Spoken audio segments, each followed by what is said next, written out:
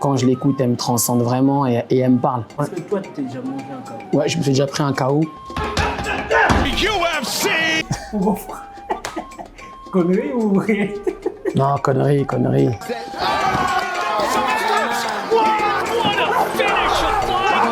Comment te dire, presque je perds mes mots parce que c'est toi la source d'inspiration pour moi.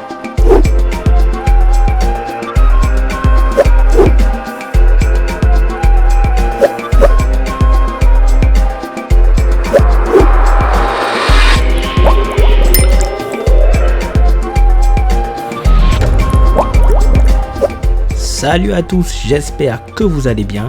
Avant de commencer cette vidéo, je souhaiterais vous demander s'il vous plaît de vous abonner à cette chaîne, histoire de ne pas manquer la sortie des prochaines vidéos. Et surtout, sachez que ça va aider cette chaîne à grandir. Notre objectif, c'est atteindre les 1000 abonnés avant la fin de l'année. C'est chaud, j'avoue, mais je pense qu'on peut le faire. Ah, et n'oubliez pas, cliquez sur la petite cloche, c'est très important.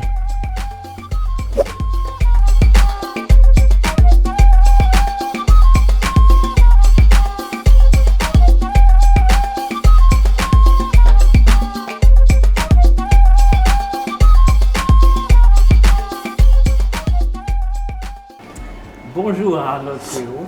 Bonjour. Alors déjà, merci d'avoir accepté de me rencontrer, c'est très gentil. Et je pense que ça va faire beaucoup de bien à toute la jeunesse congolaise qui a soif de connaître un peu tout ce que tu vas raconter. Donc je vais te laisser te présenter à nous, nom, prénom, lieu de naissance, métier, peut-être aussi un peu le palmarès. Voilà. Ok, alors je m'appelle Arnold Kero. Voilà, je suis combattant professionnel d'MMA. Alors j'ai 16 victoires pour 6 défaites, dont 9 victoires par KO. Et voilà, je suis originaire, je suis né à Livry-Gargan, dans la banlieue parisienne de Paris. Voilà. Et tes origines congolaises, tu les tiens de ton père, mère ou de... Des deux. Les deux? Ah, Les deux. Tous les deux des Congolais. Okay. Les deux, ouais. Ouais, alors, j'aimerais savoir un peu, déjà, est-ce que tu es déjà allé au Congo? Voilà, on va commencer. Je suis allé au Congo, mais j'étais petit, donc je ne me rappelle même plus en vrai. J'étais très jeune et c'est vrai que ça me tient à cœur de repartir très vite. Faire un tour. C'est ça. Ok, c'est parfait. Bon, on va rentrer dans le vif du sujet en demandant un peu la genèse du projet, parce que nous, on aime ça ici, c'est connaître comment ça a commencé en fait, d'où ça devient cette passion-là. Voilà. Raconte-nous le début. Alors, moi de base, j'étais footballeur. J'étais en centre de préformation à Villepinte. J'ai arrêté le foot à peu près à 15 ans et j'ai découvert les sports de combat. Je me suis intéressé vers 17, 18 ans. J'avais un grand de mon quartier, qui est congolais aussi, qui s'appelle Cheikh Congo. Donc on était voisins de bâtiment.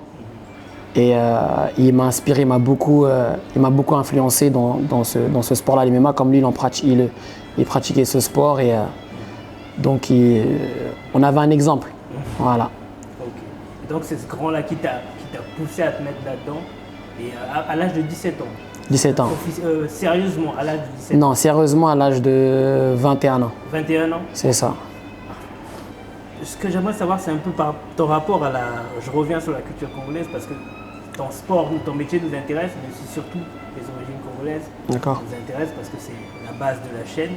Okay. J'aimerais savoir un peu ton rapport avec la culture congolaise, savoir un peu si tu as apporté quelque chose dans ta vie, qu'est-ce que ça t'a apporté dans ta vie en fait. En fait, pour moi, la culture congolaise, mes racines, mes ancêtres, moi je suis beaucoup attaché à ça.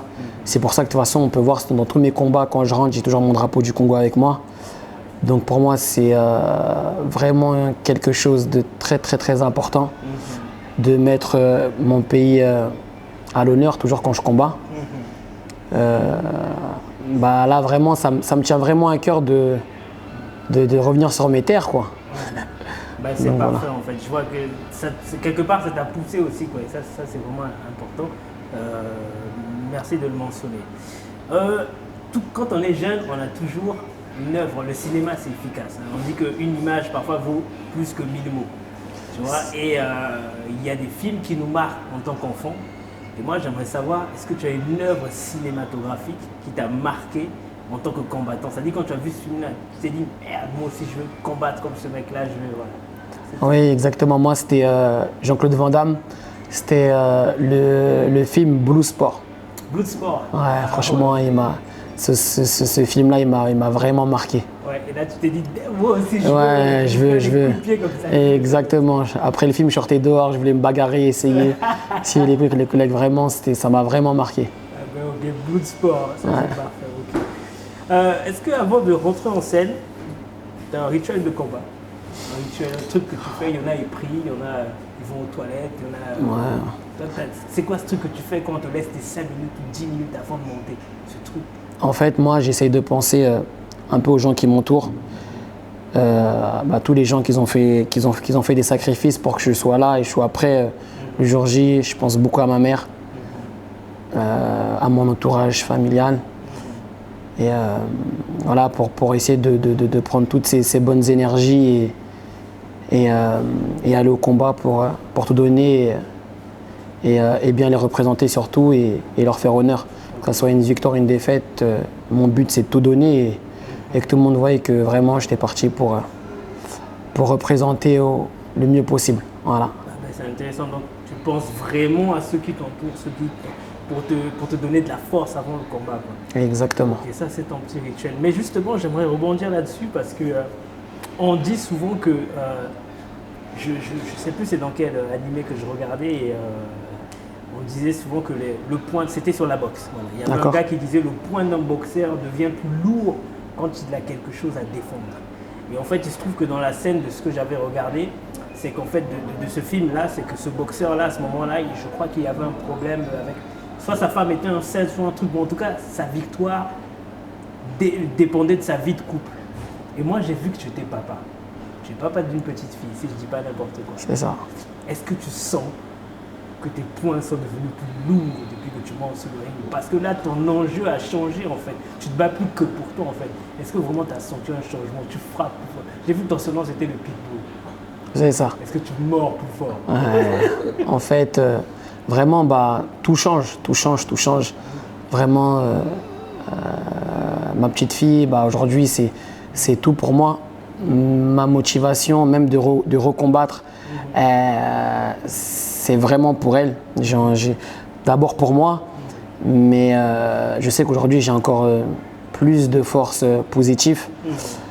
Parce que en étant plus jeune, j'étais plus, on va dire, motivé et on va dire que ma force était plus une force de rage, de haine. Mais c'est quelque chose de passager, la rage et la haine, c'est quelque chose de passager. Aujourd'hui, je suis entouré beaucoup d'amour et comme on dit toujours, l'amour, c'est quelque chose qui part jamais. C'est un sentiment qui sera toujours là. Donc aujourd'hui, je sais que j'ai beaucoup à donner et j'ai envie de prouver au public français et au public congolais que je suis de retour et de marquer un gros coup pour mon retour. Donc ouais, aujourd'hui, je pense qu'il y a vraiment un changement et de toute façon, je le prouverai. Parfait. Est-ce que tu as une chanson préférée quand tu montes en fait, sur scène? On met des chansons quand vous montez. Exactement. On peut les changer. On peut les changer. C'est laquelle ta chanson que tu... Alors moi j'en ai deux. J'ai une chanson d'un rappeur français, Mac Taylor. C'est l'intro du Général. Ah oui. Franchement, elle est magnifique. Quand je l'écoute, elle me transcende vraiment et elle me parle. Elle me parle parce que c'est un chef de guerre qui part à la guerre et qui dit qu'il n'oublierait jamais ses soldats, même s'ils sont, comme on dit à l'armée, c'est plusieurs hommes, mais il fait vraiment comprendre que c'est une seule personne, qu'il est près de ses soldats, même si c'est le chef. Il parle aussi qu'avant de manger, il veut être sûr que ses soldats ils ont déjà mangé avant lui. Donc c'est quelque chose qui me parle beaucoup. Et il y a aussi une musique d'un Américain qui s'appelle Fabulous, qui s'appelle My Time, mon temps. Donc celle-là aussi, quand je l'entends, ça me transcende parce que je sais que quand il y a le combat, c'est mon moment, c'est mon temps. Okay. Donc voilà, c'est les deux musiques qui me transcendent quand je rentre en combat. Ok, merci beaucoup. Alors, on va essayer de briser un peu quelques clichés des amateurs comme nous qui regardons les sports de combat au loin et on se dit waouh, il y a un film qui s'appelle, je crois que ça s'appelle Indiscutible et il y a un acteur dedans qui s'appelle Scott Adkin. Dans le film, il s'appelle Yuri Boyka. D'accord. Ce mec-là, il a une manière de se battre, c'est un acrobate. Voilà. Il fait des sauts arrière, des trucs, machin. Et nous, quand on voyait ça, on se disait, waouh, c'est efficace, c'est trop fort. Mais en vrai, c'est une connerie ou pas? C'est si efficace que ça sur le terrain, ou bien on peut dire que tu es con quand tu fais ça? Parce que moi, j'ai l'impression, en grandissant, que au final, ça te fait plus perdre de l'énergie qu'autre chose. Voilà. En fait, ça dépend de la manière de la façon comment le combattant il combat, son style. Il y a des combattants qui viennent de la capoeira, qui viennent du taekwondo, donc c'est vrai qu'ils ont beaucoup des styles artistiques. Il y a comme un combattant à l'UFC, je ne sais plus comment il s'appelle, c'est un Brésilien qui combat je crois en 93 ou en 84 kilos, qui fait aussi plein de sauts comme ça, et il est efficace. Il y a aussi un combattant qui s'appelait Anthony Pettis, enfin qui s'appelle parce qu'il combat toujours, et il avait mis un KO en sautant sur la cage avec son pied, il a mis un coup de pied, il a réussi à mettre KO. Donc ça peut être efficace, mais ça peut aussi virer au ridicule quand on ne réussit pas son coup aussi. Donc ouais, pour faire ce genre de mouvement, je pense que c'est des mouvements qu'il faut beaucoup travailler à l'entraînement et pas le faire comme ça, essayer, parce que ça peut tourner au ridicule. En tout cas, moi personnellement, c'est pas quelque chose que je vais tenter. D'accord, ok. Bon, pour ceux qui vous avez compris maintenant, ceux qui regardent, la réponse est sortie de la bouche d'un professionnel. Alors moi je suis un passionné d'animation japonaise, avec mes frères, c'est une religion, on a grandi dedans. Ouais. Et il y a un animé qui s'appelle Hajime no Ippo.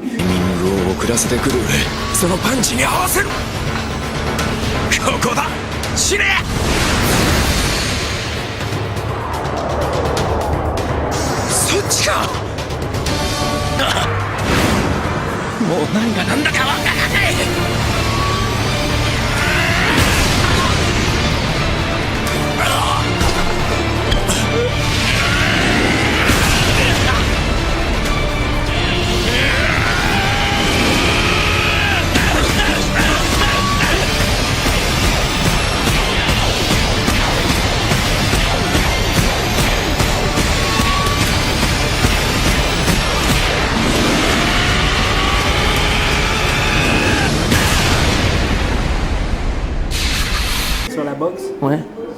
Et en fait, à l'intérieur, je sais pas, les Japonais, ils exagèrent toujours. Ouais. Mais dedans, il y a un coup qui s'appelle Heartbreak Shot. Ouais. Et en fait, c'est un coup de poing. Si tu le donnes au cœur, bien dosé pour ne pas tuer la personne en plus, quand tu le reçois, tu es paralysé pendant 10 secondes. Et pendant ces 10 secondes, tu as le choix de faire ce que tu veux pour mettre la personne KO.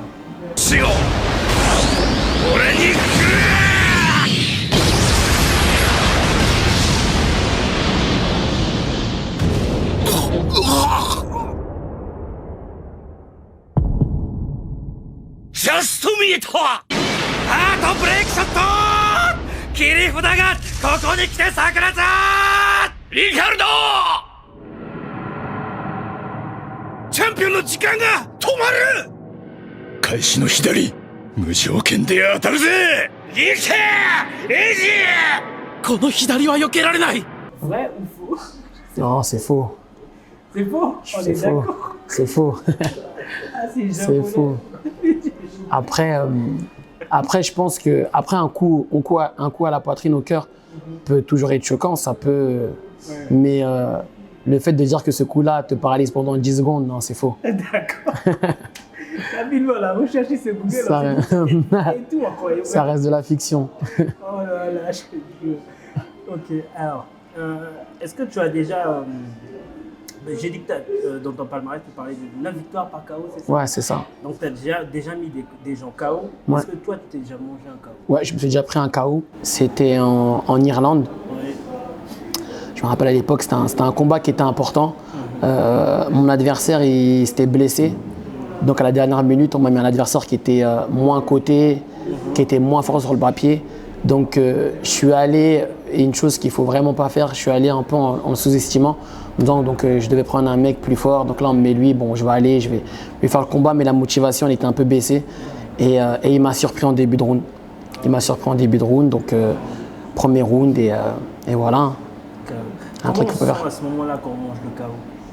Bah, en fait, surtout, comment on le vit comme un traumatisme. Moi, personnellement, parce que tu te dis que tu t'es entraîné longtemps, tu t'es entraîné 1 mois et demi, 2 mois pour ce combat, tu as fait les régimes, beaucoup de sacrifices pour quelques minutes. Ah, c'est beaucoup de déception et surtout, quand on perd un combat, surtout, on se dit que c'est comme si on a déshonoré un peu ses proches, son entraîneur, les sparring qui nous ont aidés pour arriver près le jour J. Donc on pense un peu à tout ça, mais le fait que moi j'essaie toujours quand même de bien m'entourer et surtout de garder, j'ai un peu un noyau dur et comme mon noyau dur entre guillemets il bouge pas, qui est ma famille, donc que je gagne ou que je perde, après je sais que j'ai les pieds, voilà, donc voilà ça va. Parfait. Ma question suivante est, tu vas un peu nous sauver. Moi, je fais 1m65. D'accord. Donc, sauve-nous un peu, sauve-nous les coachs. Donc, qu'est-ce que tu peux dire à un combattant grand de taille avec une meilleure allonge qui estime qu'il peut fumer tous les petits? Parce que souvent, nous, les gens grande taille, on se nomme souvent perdant les gens plus petits. Ah, c'est un petit, tu vas aller. Mais est-ce que dans la cage, ça compte? Oui, en fait, ça compte toujours. Un mec plus grand, entre guillemets, va toujours être avantagé, surtout si il joue bien de son allonge. Ça va être compliqué pour un mec plus petite taille. Moi, par exemple, dans ma catégorie, moi, je fais 1m75, donc ça m'arrivait de combattre des plus grands. Et maintenant, il faut beaucoup bouger, beaucoup feinter, préparer ses attaques. C'est-à-dire que le travail pour un petit taille, il est davantage quand il affronte un adversaire plus grand. Mais c'est pas une garantie. Voilà, c'est pas une, voilà, exactement, c'est ça. Bon, calmez-vous un peu les grands. Voilà.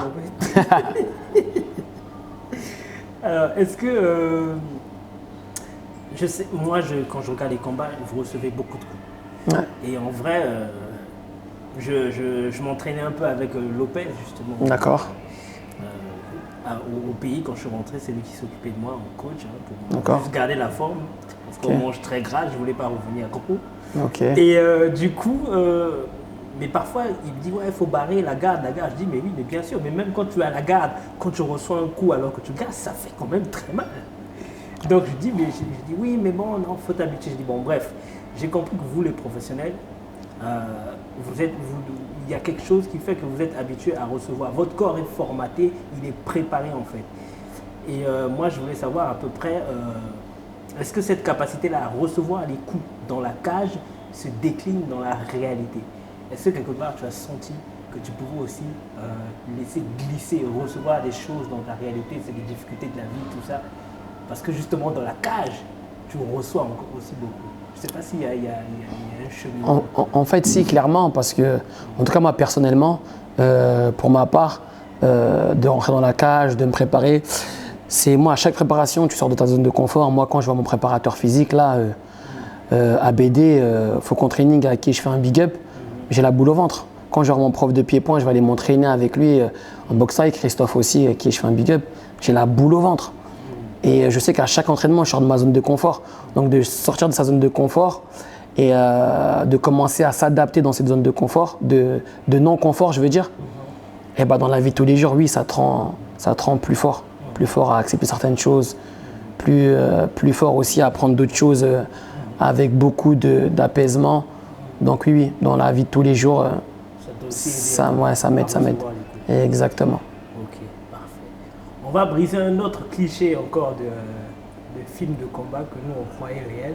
Ouais. Dans les vieux films chinois, plonger ses doigts dans les richots. Pour connerie ou réalité? Non, connerie. Les vieux films de Jackie Chan. Ouais, franchement. Une autre question, un peu plus tatillon, le sexe avant le combat, bon ou pas? Il y a beaucoup de rumeurs, apparemment c'est une perte d'énergie, ou apparemment si tu le fais c'est bien parce que ça te libère. Il y a beaucoup de rumeurs. Qu'est-ce que tu en penses et toi, voilà. Alors donc moi je pense qu'il n'y a pas d'études qui prouvent clairement, je pense que c'est une fausse idée reçue. Après, on ne va pas dire qu'avant un combat, toute la nuit, tu vas passer 5 heures ou 6 heures et le lendemain, c'est vrai, faire ton combat. mais je pense que c'est une fausse idée reçue. Mais après, je pense que c'est plus psychologique. Donc si tu le penses, je pense que c'est de ne pas le faire. Avant, si tu le penses, parce que peut-être psychologiquement, dans le combat, quand ça va être dur, ça va pas aller, tu vas dire c'est parce que j'ai fait ça et après ça va tenter dans le combat et tu peux perdre un combat à cause de ça. Donc moi je pense que c'est que psychologique. D'accord. Voilà. Parfait. Il y a un film qui s'appelle Whiplash que j'aime beaucoup. C'est un jeune garçon qui veut se lancer dans la musique, il veut faire de la batterie, il veut devenir le meilleur. Ouais. Et donc lorsqu'il démarre son projet, il se coupe de tout ce qui peut le distraire et à ce moment-là il en coupe une fille qu'il a galéré à avoir et il la zappe. Il dit je veux être concentré sur mon projet. Moi je veux demander à Arnold Coelho, qu'est-ce qu'il a fait de sa go de l'époque quand il a commencé sérieusement le sport? Il a zappé ou bien? Non, j'ai pas zappé, mais c'est vrai qu'à un moment quand j'étais... pour les filles en fait je devenais...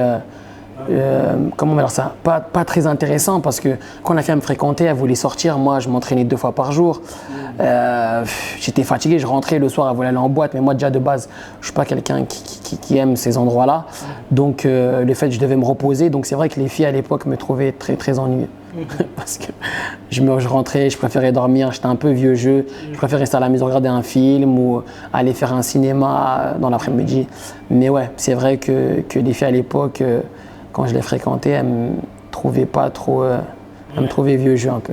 D'accord.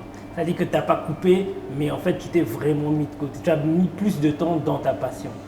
Oui, de toute façon, c'est important pour la jeunesse parce que souvent, quand on démarre très jeune, parfois il faut faire des choix et qui peuvent nous affecter aussi en amour. C'est vrai, c'est vrai. Vous trouvez quelqu'un qui vous accompagne, qui comprend. C'est ça. Soit il faut être dur. C'est ça, c'est exactement ça. Après, comme on dit, c'est ce qui fait toujours, qui a toujours fait dans tous les sports de haut niveau, c'est ce qui a fait la différence avec les grands et les moyens. C'est que le grand, il est, comment dire ça, il est égoïste. C'est la marque des champions. Un champion, il est égoïste. Il pense qu'à sa réussite, il pense qu'à sa progression, il pense qu'à sa victoire. Et c'est le plus important pour le champion. Donc c'est une marque pour être champion d'être égoïste, de penser qu'à sa passion et de penser à être performant. Donc moi je pense que c'est vraiment un point très important à avoir. Ok. Alors ma question suivante c'est, on va parler un peu de l'organisation de l'UFC. Ouais. Parce que moi dans ma tête, et pour pas mal de gens, l'UFC c'est l'équivalent de la FIFA au football. C'est-à-dire qu'il y a plein de petites structures dans le foot. Par exemple, il y a la fédération française, il y a la fédération espagnole. Et après, en haut, le boss, c'est la FIFA. Mais c'est pour tout le monde. Moi, je vois l'UFC comme ça. Est-ce que tu peux m'expliquer un peu comment ça fonctionne? Parce que j'ai ouï dire que en fait, c'est pas vraiment le cas. Ouais, c'est pas vraiment le cas. En fait, l'UFC, comment je peux vous expliquer ça? Dans le MMA, il y a plusieurs organisations. Par exemple, on peut dire le championnat français, la Bundesliga, je crois, c'est le championnat anglais, si je ne me trompe pas, parce que je ne suis plus trop le foot. Il y a le championnat espagnol, il y a le championnat allemand. Et on va dire que l'UFC, c'est comme si c'était la Champions League. La Champions League, voilà, vraiment, c'est où il y a les meilleurs athlètes de MMA qui s'affrontent. Et quand tu as vraiment la ceinture de l'UFC, là, tu peux vraiment dire que tu es le champion du monde incontesté. D'accord. Voilà. Ok, d'accord. Merci beaucoup. C'est beaucoup plus clair pour nous. On va revenir un peu sur le Congo et je vais te demander si tu as prévu de faire des choses dans un avenir proche ou lointain. Voilà. Peut-être que maintenant, tu fais déjà des choses, je ne sais pas, que tu as des projets en particulier. Franchement, j'aimerais bien. En ce moment, j'essaie de suivre un peu un sportif avec qui vous avez déjà fait une interview, Lopez. C'est un jeune combattant congolais vraiment qui est à suivre. Parce qu'avec peu de moyens, il s'entraîne dur, il croit en ses rêves, il fait les sacrifices qu'il faut. Et quand tu rencontres un jeune comme ça, on s'est rencontrés par rapport aux réseaux sociaux, je le suis. Et tu te dis, avec tout ce que tu as, toi, en France, tu ne peux pas lâcher. Quand tu vois un jeune comme ça, avec le peu de moyens qu'il a, il ne lâche pas, il se donne dans sa passion. Il y croit, il dit des choses. Pour certaines personnes, ça pourrait être pris pour l'orgueil ou qui veut montrer. Non, c'est que le mec, il fait les sacrifices et il y croit. Et pour lui, c'est inconcevable d'échouer. Donc, c'est un jeune avec qui je donne beaucoup de force, que je soutiens. Et dans un avenir très proche, ouais, j'aimerais bien aller au Congo et peut-être montrer une structure. C'est vraiment un projet qui me tient à cœur. Pourquoi pas monter une organisation là-bas. Donc voilà. Donc aujourd'hui, on est un peu dans ce créneau-là avec mon manager.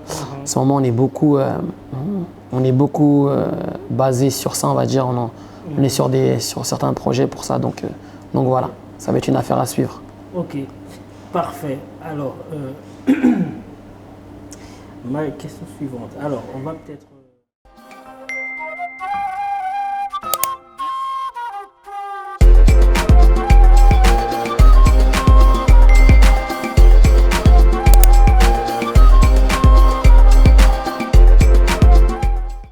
J'aimerais savoir quelles sont les erreurs à ne pas faire lorsqu'on débute le sport. Il y a peut-être des choses que tu faisais mal, tu disais « Ah, si je t'avais su plus tôt ». Le sport, le MMA en particulier? Oui, Ouais. le sport. En fait, le sport en particulier, c'est d'être sérieux sur les entraînements. Et surtout, si on a des qualités, de vraiment être sérieux. Moi, pour ma part, comme j'avais des qualités, sans me vanter dans ce sport-là, j'étais un peu feignant. C'est-à-dire que moi, je m'entraînais parfois dans la semaine 4 fois. Et c'est peu, c'est très peu en fait. Mais je courais beaucoup derrière, je faisais beaucoup de choses, mais je m'entraînais très peu. Ça veut dire que je m'entraînais très peu, je faisais pas beaucoup de sol, je faisais pas beaucoup de ça, de ci. Mais ce qui m'a causé, on va dire, certaines défaites, parce qu'il y a des compartiments de MMA que je travaillais pas trop, comme le sol, qui est une base, qui est une grosse base pour combattre en MMA. Donc ouais, je dirais à la jeunesse, ce serait beaucoup d'être sérieux. C'est beaucoup de sérieux et d'être constant dans l'entraînement. D'être constant dans l'entraînement, souvent ce qu'on appelait l'entraînement invisible. Comment manger, comment s'hydrater, comment se reposer. Les gens ils pensent toujours que c'est l'entraînement physique, mais l'entraînement invisible est parfois plus important parce que si tu dors pas, si tu n'as pas tes 7 heures de sommeil, le lendemain à l'entraînement tu vas pas être efficace, tu vas être fatigué, ton corps il n'aura pas bien récupéré. Si tu t'alimentes pas bien, c'est la même chose, ce qui va ramener des blessures. Si tu bois pas beaucoup d'eau, il y a des claquages, il y a des déchirements musculaires. Donc tout ça, c'est quelque chose de très très très important et de prendre au sérieux pour performer au haut niveau. Donc ça revient toujours à ça pour l'élite des sports, c'est les mecs qui sont sur les détails.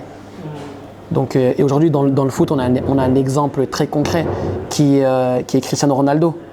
Le mec, il a une hygiène de vie qui... C'est vrai, exactement. Voilà. Et tu parlais de tes qualités là. Quelles sont tes qualités quand tu as démarré, quand on disait toi tu as quelque chose, c'était quoi les qualités qu'on relevait chez toi en fait? En fait, moi, ma qualité, c'est que je comprenais très vite ce qu'on m'enseignait. Donc il fallait juste que je tombe sur des entraîneurs qui avaient une bonne stratégie, qui avaient une bonne manière de me faire comprendre les choses. Et je suis quelqu'un qui arrivait très vite à reproduire ce qu'on me disait à la perfection. Donc elle était là ma qualité. C'est que de base, comme j'ai fait du foot longtemps, donc déjà j'avais une bonne motricité entre les jambes et mes coups, me déplacer dans la cage, de comprendre les choses. Donc ouais, c'était ma qualité. Tu as ciblé très vite quoi. C'est ça. Ok. J'aimerais savoir où est-ce que tu te vois après tout ça. À un moment donné, ton corps dira stop. Comment tu vois ton avenir? Franchement, je vois mon avenir en Afrique. En Afrique? Je vois mon avenir en Afrique, vraiment. Avec une autre activité maintenant Mais exactement. Okay. Voilà. Créer quelques business en Afrique et m'y installer, de revenir en France de temps en temps, mais vraiment de finir en Afrique. Okay. Même pas de finir, je n'ai pas envie de dire ce mot-là, mais un renouveau tout simplement. C'est ça, oui. Un renouveau. Parce que de toute façon, quand on va en Afrique, c'est comme si notre corps en rajeunissait de 15 ans ou 10 ans, tellement la vie elle est plus cool. Oui. Voilà. Poser moins de stress. Exactement. Okay. C'est exactement ça. Parfait. Là, on va répondre à des questions du public. Ok. Parce qu'il y a des gens qui ont des questions pour toi. Ok. Et on va commencer par un garçon que tu ne connais pas, bien évidemment, parce que c'est le but des questions du public, mais qui, lui, est intéressé par le MMA. Et quand je lui ai dit que j'allais te rencontrer, il m'a dit « Waouh, je vais vous poser une question ». J'ai dit « Ok, vas-y ». Ok. Allô, allô, bonjour à tous. Merci pour l'opportunité de pouvoir poser cette question au grand Arnold Cuero. Ça n'arrive pas tous les jours. Alors, je vais essayer d'être bref. Ma question ou mes questions sont les suivantes. Est-ce que le MMA est un sport que l'on peut pratiquer de façon pour maintenir son corps en bonne santé jusqu'à 70, 80 ans? Et sinon, est-ce que il y a un âge maximal pour se lancer dans le MMA?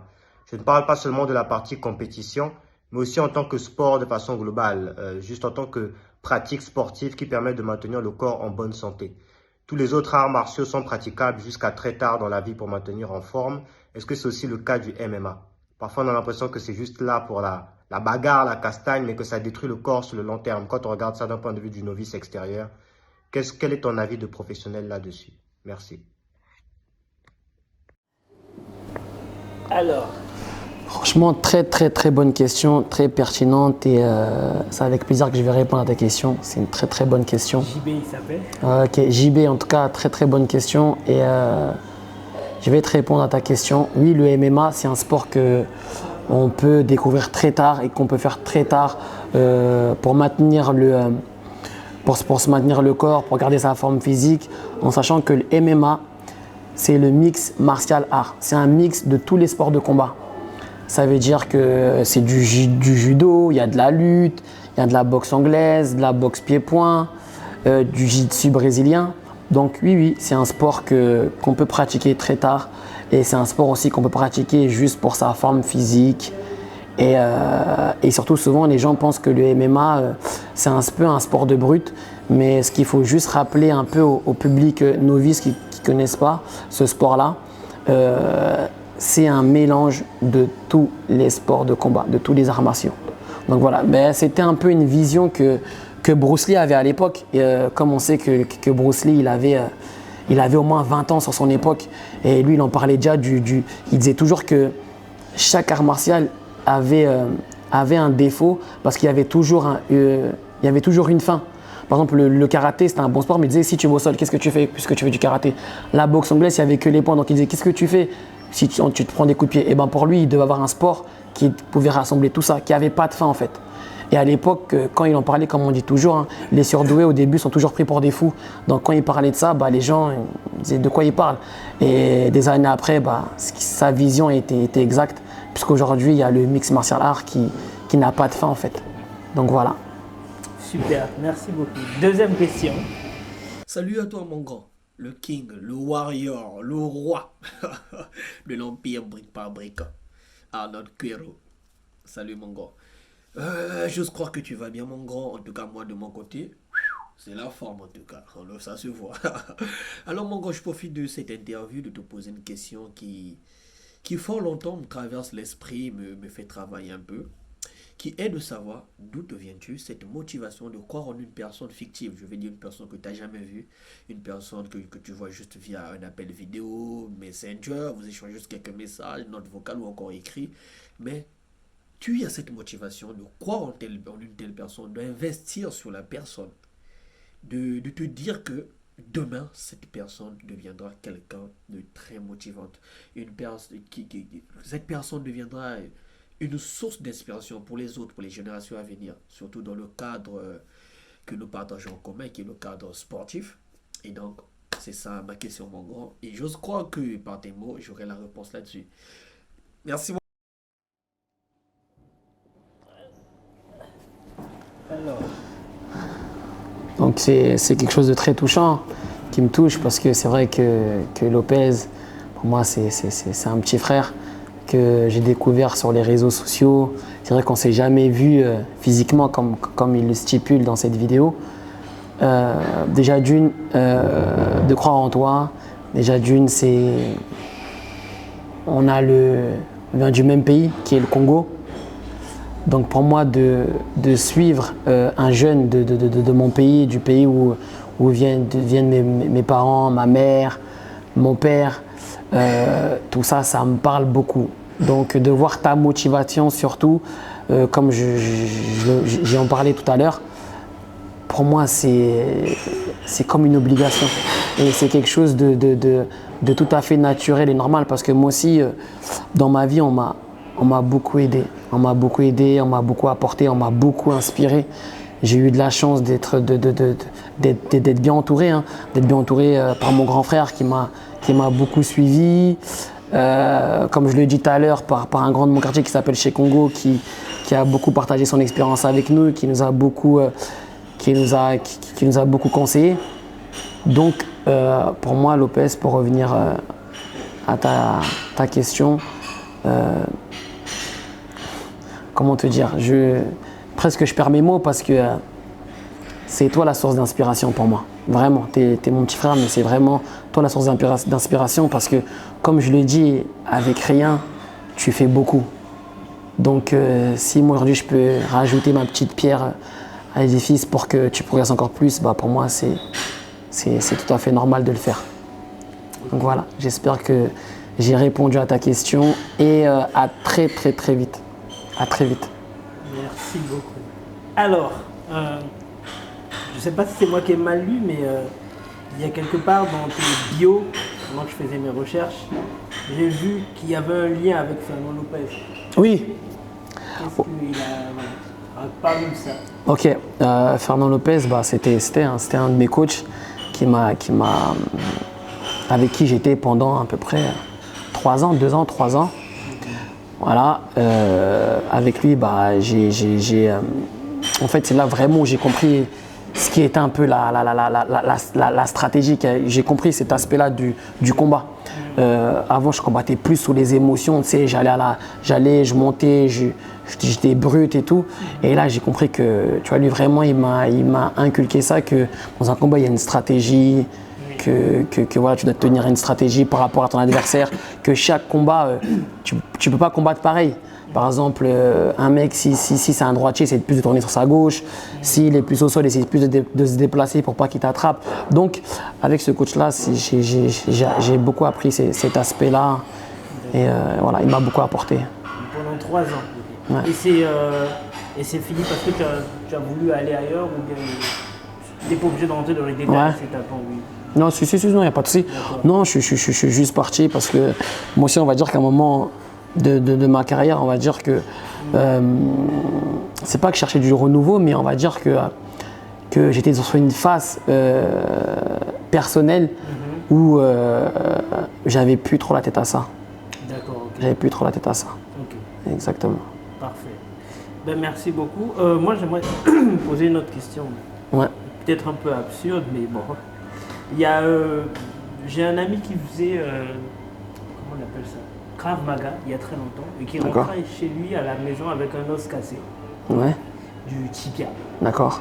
Il y a eu un plat pendant un bon moment, je crois qu'il y a eu un choc des os, et là je me suis dit, il m'a dit non, mais le médecin m'a dit ouais, t'as les os pas solides, et là je me suis dit en fait oui, bah, il y a des gens qui ont des os fragiles et d'autres pas forcément. Est-ce que dans les sports de combat, on travaille l'os? Ou on mange peut-être des choses, du calcium, je ne sais pas. Comment on endurcit l'os d'un combattant? Ou bien si tu n'as pas les os fragiles, c'est mort, fais autre chose. Ouais. Bon, je pense. Sauf si tu as les os fragiles. Donc moi, je pense que peut-être qu'il y a des gens qui ont les os fragiles, mais ça, c'est comment dire ça? C'est vraiment une minorité, on va dire. Même je ne sais pas si ça se dit ça, mais je pense que dans les sports de combat en général, parfois on se fait des micro-fissures à l'entraînement. On ne le sait pas, on se fait des micro-fissures. Et parfois en combat, le jour qu'il y a un gros choc, comme là on y va vraiment à 100%, et parfois cette micro-fissure-là, bah, elle casse. Comme Anderson Silva, Conor McGregor, sur des coups qui sont fracturés, qui ont eu des grosses fractures. Donc je ne pense pas que c'est une fragilité, mais je pense que c'est des micro-fissures qu'on se crée, des liaisons qu'on se crée à l'entraînement. Et le jour du combat, quand on va aller à 100%, les coups ils sont vraiment donnés avec toute la puissance. Et parfois ça lâche. Mais je pense pas que... et il n'y a pas de manière d'endurcir l'os. Les os. Ok, parfait. Du coup, ça va être la dernière question. Il y a un film que j'aime beaucoup qui s'appelle Billy Elliot. Okay. D'accord. Ça raconte donc l'histoire d'un jeune garçon passionné par la danse qui veut devenir le meilleur, la danse classique. Et dans la scène finale, il se retrouve face au jury. Pour l'audition, il fait son audition et quand il s'en va, le jury lui pose, lui dit « Attends, j'ai une dernière question pour toi. » Et le jury lui pose la question suivante au personnage précis. « Qu'est-ce que ça te fait au juste lorsque tu danses ?» Et le jeune garçon répond « Je ne sais pas, ça me fait plutôt du bien. Au début, je me sens un peu raide, mais quand je suis lancé, j'oublie tout le reste. C'est comme si je disparaissais. J'éprouve comme un changement dans mon corps et une sorte de feu dans tout mon corps. Je suis simplement là, je vole juste comme un oiseau ou comme de l'électricité. Oui, de l'électricité. » C'était une belle phrase et moi j'aimerais bien te reposer la question à toi. La même question. Qu'est-ce que ça te fait au juste quand tu combats? Alors quand je combats, ça me rappelle un peu, quand j'étais plus jeune, quand je faisais du foot, c'était la même chose. Quand je jouais au foot, j'oubliais tout. C'est comme si je vivais l'instant présent, j'étais un peu en transe, j'oubliais tout ce qui se passait autour. Et le combat, c'est exactement la même. Et c'est pour ça que j'ai aimé ça. Mon premier combat que j'ai fait en amateur, c'était en boxe thaï. À l'époque, j'étais dans un club qui s'appelait le Candice avec Denis Giesinger et j'avais mon premier combat. Et j'ai ressenti cette sensation d'être sur le ring et de penser qu'à ça, d'être en transe, de même pas écouter le public et vraiment d'être en face de mon adversaire et de penser qu'à lui et surtout à prendre du plaisir. Je me suis rendu compte qu'on donne des coups, qu'on prend des coups, mais avant tout, je sais pour les gens qui pratiquent pas de sport de combat, ils vont trouver ça un peu bizarre que je dis ça, mais prends vraiment du plaisir à combattre. Ok. Parfait, merci beaucoup. Ok, merci à toi. On a terminé. Ok. Et puis voilà. Tu as peut-être un mot de la fin, un truc à rajouter pour cette interview? Le mot de la fin, déjà, merci à toi. Merci à toi d'avoir fait appel à moi. Comme on dit toujours, les médias, c'est vous qui donnez aussi de la visibilité aux sportifs, qui nous font connaître aussi du grand public. Donc merci beaucoup de m'avoir donné aussi cette opportunité-là de communiquer aussi avec la jeunesse congolaise. Parce que pour moi, c'est très important. Très important. Comme je dis toujours, quand chaque combat, c'est pas des mots que je dis comme ça. Vous pouvez regarder tous mes combats sur YouTube. Je rentre toujours avec mon drapeau du Congo. C'est vraiment quelque chose d'important. Donc merci beaucoup. Okay. Merci beaucoup. Et à la jeunesse, surtout, ne lâchez rien. Croyez en vos rêves et n'écoutez pas les gens qui vous disent non, arrêtez de faire ça, arrêtez de faire ça. Tant que vous l'avez ici et là, et après que vous avez le courage de le sortir, lâchez rien. C'est pas une histoire de moyens, c'est une histoire de volonté. C'est une histoire de volonté. Voilà. Merci beaucoup. Ok, merci à toi. Voilà, nous sommes arrivés à la fin de cette vidéo. J'espère que vous avez vraiment apprécié. Et si vous avez apprécié, le meilleur moyen de me le démontrer, c'est en likant la vidéo, c'est-à-dire en cliquant sur le pouce. Et c'est le meilleur moyen de pousser cette vidéo et de permettre à d'autres personnes de la découvrir aussi. Voilà, c'est le moyen de rétribution. C'est gratuit. C'est juste un clic sur le pouce. Merci à vous. Portez-vous bien et à très vite pour une prochaine vidéo.